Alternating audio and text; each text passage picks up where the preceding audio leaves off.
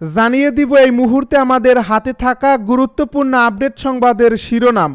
শুরুতেই থাকছে বরকতুল্লাহ বুলু ও শামসুজ্জামানকে সতর্কীকরণ নোটিশ বিএনপির। এবারে জানিয়ে দিব ছাত্রদলের নতুন কর্মসূচি ঘোষণা।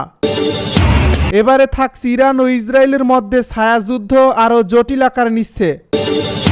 আরও জানাবো ইসরায়েলি হামলায় গাজায় 4 সাংবাদিক সহ নিহত 16। সব শেষে জানিয়ে দিব ইউক্রেনের হামলার জবাব দেওয়ার অঙ্গীকার পুতিনের। এতক্ষণ শুনছিলেন আপডেট সংবাদের শিরোনাম, এবারে বিস্তারিত। তবে তার আগে অনুরোধ রইল ভিডিওটিতে একটি লাইক এবং কমেন্ট করে জানিয়ে দিন ভিডিও সম্পর্কে আপনার মূল্যবান মতামত। আরও জানিয়ে দিন ভিডিওটি কোথা থেকে দেখছেন বা কোন জেলা থেকে দেখছেন। বরকতুল্লাহ বুলু ও শামসুজ্জামানকে সতর্কীকরণ নোটিশ বিএনপির ভাইস চেয়ারম্যান বরকতুল্লাহ বুলু ও শামসুজ্জামানকে অসংলগ্ন বক্তব্যের দায়ে সতর্ক করে নোটিশ দিয়েছে দলটি। বিএনপির জ্যেষ্ঠ যুগ্ম মহাসচিব ও কেন্দ্রীয় দপ্তরের দায়িত্বপ্রাপ্ত নেতা রুহুল কবির রিজভী গণমাধ্যমকে নোটিশের সত্যতা নিশ্চিত করছেন। বৃহস্পতিবার রাতে বিএনপির কেন্দ্রীয় দপ্তর থেকে এই 2 নেতাকে নোটিশ দেওয়া হয়। দলের শীর্ষ নেতৃত্বের নির্দেশে তাদের এই নোটিশ দেওয়া হয়েছে বলে জানা গেছে। বরকতুল্লাহ বুলু ও শামসুজ্জামানের সাম্প্রতিক 2টি বক্তব্য রাজনৈতিক ও সচেতন মহলে বেশ আলোচনা ও সমালোচনার জন্ম দেয়। ছাত্রদলের নতুন কর্মসূচি ঘোষণা। বিশ্ব পরিবেশ দিবস উপলক্ষে নতুন কর্মসূচি ঘোষণা করেছে বাংলাদেশ জাতীয়তাবাদী দল ছাত্রদল। বৃহস্পতিবার সংগঠনটির দপ্তর সম্পাদক মোহাম্মদ জাহাঙ্গীর আলমের পাঠানো এক বিজ্ঞপ্তিতে এই তথ্য জানানো হয়। এতে বলা হয়, বৈশ্বিক জলবায়ু ও পরিবেশ বিপর্যয়ের অন্যতম ভুক্তভোগী রাষ্ট্র বাংলাদেশ। আগামীর সম্ভাব্য পরিবেশগত বিপুল বিপর্যয় প্রতিরোধে বাংলাদেশ জাতীয়তাবাদী দল বিএনপি ইতিমধ্যেই নানা উদ্যোগ গ্রহণ করছে। বিএনপির ভারপ্রাপ্ত চেয়ারম্যান তারেক রহমান পরিবেশ সুরক্ষায় ক্ষমতায় গেলে 5 বছরে 5 কোটি গাছ রোপণের ঘোষণা দিয়েছেন। এ বিজ্ঞপ্তিতে আরও বলা হয়, বিএনপির আগামী দিনের ইস্তেহারেও জলবায়ু ও পরিবেশ রক্ষার বিষয়টি বিশেষ গুরুত্ব পাবে। এরই ধারাবাহিকতায় বিশ্ব পরিবেশ দিবস উপলক্ষে বাংলাদেশ জাতীয়তাবাদী ছাত্রদল 15 দিনব্যাপী বৃক্ষরোপণ কর্মসূচি গ্রহণ করছে।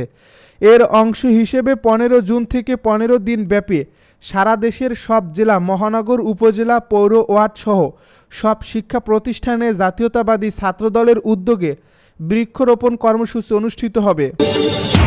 ইরান ও ইসরায়েলের মধ্যে ছায়াযুদ্ধ আরও জটিল আকার নিচ্ছে। মধ্যপ্রাচ্যে ইরান ও ইসরায়েলের মধ্যে চলমান ছায়াযুদ্ধ দিন দিন আরও জটিল ও বিপজ্জনক রূপ নিচ্ছে। দীর্ঘদিন ধরেই উভয় দেশের মধ্যে সরাসরি যুদ্ধ না হলেও বিভিন্ন অঞ্চলে গুপ্ত হামলা, সাইবার আক্রমণ ও প্রতিদ্বন্দ্বী গোষ্ঠীগুলোর মাধ্যমে পরোক্ষ সংঘাত চলছে। তবে সাম্প্রতিক ঘটনা প্রবাহ এই সংঘাতকে সরাসরি সংঘর্ষের দিকে ঠেলে দিচ্ছে বলে আশঙ্কা করছেন বিশ্লেষকেরা। সিরিয়া, লেবানন, ইরাক ও ইয়েমেন এই 4 দেশ বর্তমানে ইরান ও ইসরায়েলের ছায়াযুদ্ধের প্রধান মঞ্চে পরিণত হয়েছে। ইসরায়েল দাবি করছে ইরান তার সামরিক প্রভাব বাড়াতে হিজবুল্লাহ, হাউথি ও অন্যান্য গোষ্ঠীগুলোর মাধ্যমে অস্ত্র সরবরাহ এবং প্রশিক্ষণ দিচ্ছে। অন্যদিকে ইরান অভিযোগ করছে যে ইসরায়েল তার বিজ্ঞানী ও সামরিক স্থাপনায় গুপ্ত হামলা চালিয়ে দেশটির নিরাপত্তাকে চ্যালেঞ্জ করছে। সম্প্রতি সিরিয়ার রাজধানী দামেস্কে ইরানি কনসুলেট ভবনে বিমান হামলায় বেশ কয়েকজন ইরানি সামরিক উপদেষ্টা নিহত হয়। তেহরান এই হামলার জন্য সরাসরি ইসরায়েলকে দায়ী করে প্রতিশোধের হুমকি দিয়েছিলেন। পাল্টা হিসেবে ইরান সাইবার হামলা ও মধ্যপ্রাচ্য জুড়ে তার সহযোগী গোষ্ঠীগুলোর মাধ্যমে ইসরায়েলি পাল্টা হামলা হিসেবে ইরান সাইবার হামলা ও মধ্যপ্রাচ্য জুড়ে তার সহযোগী গোষ্ঠীগুলোর মাধ্যমে ইসরায়েলি স্বার্থে আঘাত হানছে। এই যুদ্ধের আরেকটি জটিল দিক হলো পরমাণু ইস্যু।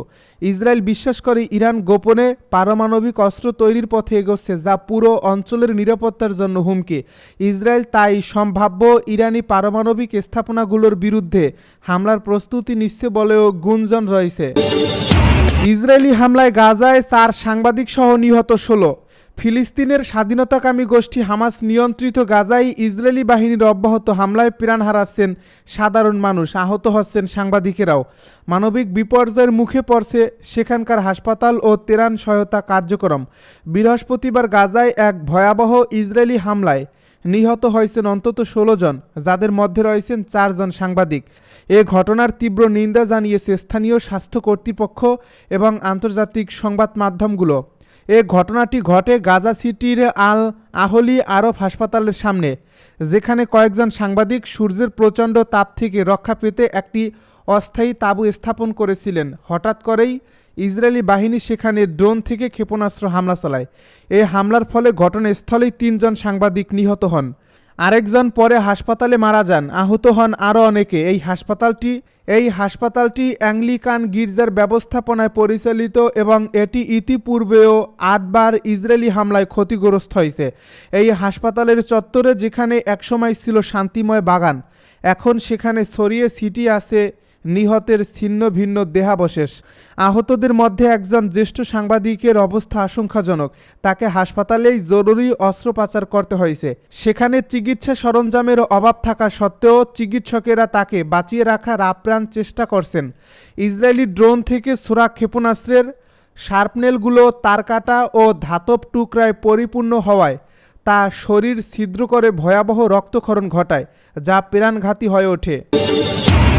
ইউক্রেনের হামলার জবাব দেওয়ার অঙ্গীকার পুতিনের। ইউক্রেনের ড্রোন হামলার জবাবে রাশিয়াকে ব্যবস্থা নিতেই হবে এমন কড়া হুঁশিয়ারি দিয়েছেন রুশ প্রেসিডেন্ট ভ্লাদিমির পুতিন। তবে বুধবার যুক্তরাষ্ট্রের প্রেসিডেন্ট ডোনাল্ড ট্রাম্পের সঙ্গে ঘণ্টা খানেকের বেশি সময় ফোনালাপের পরও যুদ্ধ থামার কোনো ইঙ্গিত মেলেনি। ট্রাম্প নিজেই বলছেন, এই আলোচনা থেকে তাৎক্ষণিক শান্তি আসবে না। খবর দ্য গার্ডিয়ানের। ট্রাম্প জানিয়েছেন, পুতিনের সঙ্গে ফোনালাপে রাশিয়ার বিমান ঘাঁটিতে ইউক্রেনের হামলার বিষয়ে আলোচনা হয়েছে। তবে তিনি পুতিনকে পাল্টা হামলা থেকে বিরত থাকার আহ্বান জানাননি বলেও নিশ্চিত করেছেন ট্রাম্প। বরং আলোচনায় ইরানের পারমাণবিক কর্মসূচি নিয়ে কথা হয়েছে। ট্রাম্প দাবি করছেন, ইরান এই বিষয়ে গড়িমসি করছে এবং রাশিয়া এ বিষয়ে যুক্তরাষ্ট্রকে সহায়তার প্রস্তাব দিয়েছে। রোববার ইউক্রেন 4টি রুশ বিমান ঘাঁটিতে দূরনিয়ন্ত্রিত ড্রোন হামলা চালায়। কিয়েভের দাবি, এতে মস্কোর প্রায় অর্ধশত যুদ্ধ বিমান ধ্বংস বা ক্ষতিগ্রস্ত হয়েছে। অপারেশন স্পাইডার ওয়েব নামে চালানো এই হামলার ভিডিও বুধবার প্রকাশ করে ইউক্রেন। স্যাটেলাইট চিত্রে অন্তত 7টি ভারী বোমারু বিমান ধ্বংস হয়ে পড়ে থাকতে দেখা গেছে। ফোনালাপে পুতিন বলেন, যুদ্ধবিরতির প্রস্তাব দিয়ে ইউক্রেন শুধু সময় নিতে চায়, যাতে তারা পশ্চিমা অস্ত্রের মজুদ বাড়াতে পারে। তার ভাষায়, ওদের পুরস্কার দেওয়ার কিছু নেই। তিনি আরও অভিযোগ করেন, ইউক্রেনের সন্ত্রাসী হামলায় রাশিয়ার রেল লাইন ও সেতু ক্ষতিগ্রস্ত হয়েছে। অন্যদিকে ইউক্রেনের প্রেসিডেন্ট ভলোদিমির জেলেনস্কি রাশিয়ার শান্তি প্রস্তাবকে একটি আলটিমেটাম বলে প্রত্যাখ্যান করছেন। তার দাবি, রাশিয়া 4টি দখলকৃত অঞ্চল থেকে ইউক্রেনীয় সেনা সরিয়ে নেওয়ার শর্ত জুড়ে দিয়েছে, যা যে কোনো বাস্তব সমাধান নয়। ভারতকে আলোচনার টেবিলে বসাতে ট্রাম্পই উপযুক্ত বলছে পাকিস্তান। ভারত পাকিস্তানের মধ্যকার সাম্প্রতিক সামরিক উত্তেজনা প্রশমনে যুক্তরাষ্ট্রের সাবেক প্রেসিডেন্ট ডোনাল্ড ট্রাম্পের নেতৃত্বে একটি আন্তর্জাতিক ভূমিকা কামনা করছে পাকিস্তান। দেশটির প্রধানমন্ত্রী শেহবাজ শরীফ ও পাকিস্তান পিপলস পার্টির চেয়ারম্যান বিলওয়াল ভুট্টো জারদারি বলছেন, দক্ষিণ এশিয়ার 2 পারমাণবিক শক্তিধর প্রতিবেশীকে সংলাপের পথে আনতে ট্রাম্পই সবচেয়ে উপযুক্ত ব্যক্তি। বৃহস্পতিবার পাকিস্তানি সংবাদ মাধ্যম ডনের এক প্রতিবেদন অনুযায়ী যুক্তরাষ্ট্রের 249তম স্বাধীনতা দিবস উপলক্ষে ইসলামাবাদে মার্কিন দূতাবাসে আয়োজিত এক অনুষ্ঠানে এই মন্তব্য করেন। এই অনুষ্ঠানে বক্তব্য রাখতে গিয়ে দেশটির প্রধানমন্ত্রী শেহবাজ শরীফ বলেন, সাম্প্রতিক 4 দিনের সংঘর্ষ ভারত নিয়ন্ত্রিত কাশ্মীরের পেহেলগামের ঘটনাটি একটি মিথ্যা পতাকাবাহী অভিযান হিসেবে তুলে ধরছে। তিনি দাবি করেন, মার্কিন প্রেসিডেন্ট সন্দেহাতীতভাবে শান্তি এবং লাভজনক বাণিজ্যের পক্ষে। তিনি উত্তেজনা বৃদ্ধির বিপক্ষে, যুদ্ধ নয় বরং সংলাপের পক্ষপাতী।